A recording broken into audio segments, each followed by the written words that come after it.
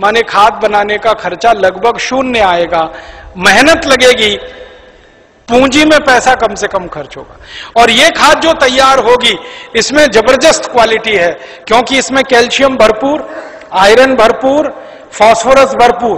क्या क्या इसमें है? गोबर है, गोबर में कैल्शियम है, आयरन है, सल्फर है, सिलिकॉन है, कोबाल्ट है, मैग्नीशियम है, मैग्नीज है, 18 सूक्ष्म पोषक तत्व हैं जो चाहिए मिट्टी को। फिर गुड़ है, गुड़ में जबरदस्त फास्फोरस है, गुड़ में जबरदस्त कैल्शियम है, फिर मूत्र में ये सब है। तो जो सूक्ष्म पोषक तत्व तो हमें चाहिए वही मिट्टी को चाहिए, वो सब इस खाद में भरपूर है। यूरिया में नहीं है, डीएपी में नहीं है, यूरिया में कैल्शियम नहीं है, डीएपी में कैल्शियम नहीं है। और कैल्शियम सबसे प्रमुख आधार है मिट्टी के लिए, क्योंकि खेत में कैल्शियम होगा तो पौधे में होगा, पौधे में होगा तो फल में होगा, फल में होगा तो भोजन में होगा, भोजन में होगा तो शरीर में होगा, शरीर में होगा तो हड्डियां मजबूत, हड्डियां मजबूत तो शरीर मजबूत। ये सारा साइकिल इसी कैल्शियम के उस पे। तो ये तो गोबर की खाद से ही मिलेगा, यूरिया डीएपी से मिलने ही वाला नहीं है। तो किसान को ये समझाइए आप। अब आपको समझ में आ गया, हर 21 दिन में डालना है, जबरदस्त फसल आएगी। पहली बार जब आप डालोगे ना तो किसान थोड़ा झिझक करेगा, उसको भरोसा नहीं है, विश्वास नहीं है, तो उसको कहना कि भाई तुम डालो, नुकसान तुम्हारा नहीं होगा। मैंने बहुत किसानों का हिसाब निकाला है, खराब से खराब खेत में जब गोबर का खाद डालते हैं ना तो गेहूं का उत्पादन पहले साल की तुलना में थोड़ा ही कम आता है, लेकिन उत्पादन जितना कम आता है उससे ज्यादा खर्चा बच जाता है, तो वो बराबर मामला बैठता है। हम यूरिया डीएपी में खर्चा करते हैं हजारों रुपए का, तब उत्पादन लेते हैं। यहां खर्चा ही नहीं है, थोड़ा उत्पादन कम भी हुआ तो फायदा ही है, नुकसान कुछ नहीं, इसलिए किसी किसान का नुकसान नहीं। और 2-3 साल लगातार आपने डाल दिया तो उत्पादन बढ़ना शुरू हो जाता है, लगातार बढ़ता है। और 10-12 साल में तो कई खेत ऐसे हैं जहां उत्पादन सीधे डबल हो जाता है, 100% की बढ़ोतरी हो जाती है। नहीं, छानने की जरूरत नहीं है, ऐसे ही डालो। उसमें जितना कचरा है सब खेत में जाने दो, क्योंकि कचरे में जीवाणुओं की संख्या और तेजी से बढ़ेगी, छानने की जरूरत नहीं है। अब आप डालोगे कैसे, ये प्रश्न है। तो उसके लिए 4 विधि है।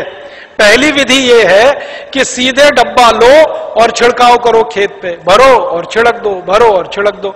अब कहोगे जी खेत बहुत बड़ा है, ये तो नहीं चल सकता, तो दूसरा तरीका बताता हूं। खेत में पानी लगाते हैं ना, पानी में डाल दो। नाली में से पानी जा रहा है ना, एक टंकी में भर के ये खाद रख दो, उसमें नल लगा दो, टोटी खोल दो, टपक टपक पानी में गिरता रहेगा, खेत में चला जाएगा।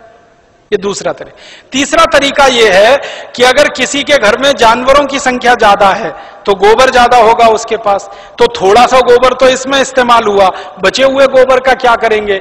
तो बचा हुआ गोबर अगर सूखा है तो उसको इसी में डाल देना 15 दिन के बाद 200 लीटर पानी मिला के, तो वो गोबर भी गीला हो जाएगा। गीले गोबर के लड्डू बना लो और लड्डुओं को खेत में फेंक दो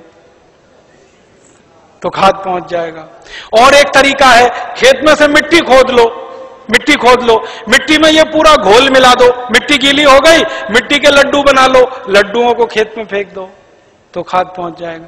तो पानी के साथ दे सकते हैं, छिड़क के डाल सकते हैं, गोबर या मिट्टी को लड्डू बना के डाल सकते हैं।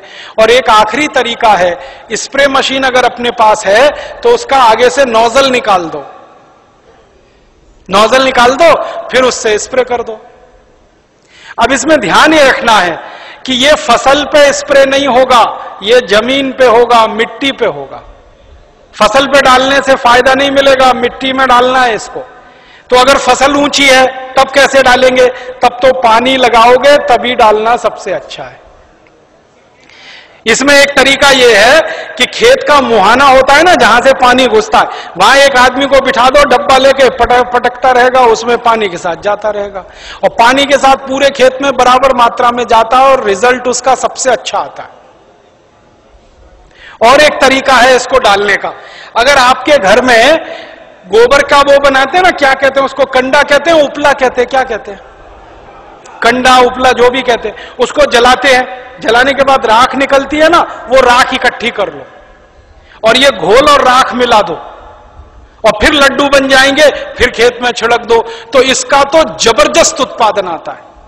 क्योंकि जो राख है ना, इसमें कई केमिकल अतिरिक्त हैं, जो गोबर और गोमूत्र से भी ज्यादा है।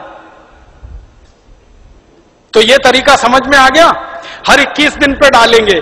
4 महीने की फसल है तो 5-6 बार डालना पड़ेगा, 6 महीने हैं तो 7-8 बार। इसी तरह से पूरी खेती होती रहेगी। गोबर किसी भी जानवर का, गाय का हो, भैंस का हो, बैल का हो, बकरी बकरे का हो, गधे घोड़े का हो, हाथी ऊंट का हो, कोई भी हो, सब चलेगा। मूत्र भी किसी जानवर का, ठीक है। और आधा आधा मिले तो वो भी चलेगा। गाय का आधा ले लिया, भैंस का आधा, किसी के पास गाय नहीं हो, किसी के पास भैंस नहीं हो, एक एक गाय एक एक भैंस, और खेत बड़ा है तो आधा आधा, सब मिक्सिंग करके चलेगा। बस एक ही सावधानी रखना कि जो जो गाय का गोबर लो तो वो देशी गाय हो तो अच्छा होगा। जर्सी का फायदा पूरा नहीं करेगा, और जर्सी का ही गोबर है तो उसमें देशी का मिला लेना, नहीं तो कोई फायदा नहीं करेगा। जर्सी गाय है, उसका गोबर है, उसमें देशी गाय का 1-2 किलो गोबर मिला लेना, वो वैसे ही काम करता है जैसे 100 किलो दूध में 1 चम्मच दही डालो तो पूरा दूध दही हो जाता है। वैसे ही 100 किलो जर्सी गाय के गोबर में 1 किलो देशी का डाल दो तो देशी गाय के जीवाणु अपनी संख्या अपने आप बढ़ा लेते हैं। और धीरे धीरे मेरी बात मानो तो जर्सी गाय बेचते जाना, देशी लेते जाना, क्योंकि ये जर्सी गाय के दूध में दम नहीं है। आपको मालूम नहीं है, दुनिया में भारत को छोड़कर जर्सी गाय का दूध कोई देश नहीं पीता। डेनमार्क में सबसे ज्यादा जर्सी गाय है। डेनमार्क वाले दूध ही नहीं पीते। क्यों नहीं पीते? कैंसर होने की संभावना है जर्सी गाय के दूध से।